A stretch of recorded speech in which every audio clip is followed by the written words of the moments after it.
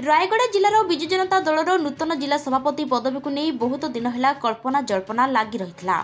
जिले में पूर्वतन जिला सभापति श्रीजुक्त सुधीर कुमार दास और पूर्वतन राज्यसभा सांसद एन भास्कर राव मध्य तीव्र प्रतिद्वंदिता थिबा बेले समस्त वाद विवादर अंत घटाई विजु जनता दलर सुप्रीम तथा पूर्वतन मुख्यमंत्री श्रीजुक्त नवीन पट्टनायक एही अंचलर आदिवासी नेता तथा पूर्वतन मंत्री श्रीजुक्त जगन्नाथ सारका जिला सभापति रूप में घोषणा करिथिबारु जिलार पद्मपुर ब्लॉकर समस्त विजु जनता दलर कर्मी बेस उत्साहर सह बाण फुटाई केक काटी नवीन पट्टनायक निष्पत्ति को स्वागत जणाइथिले।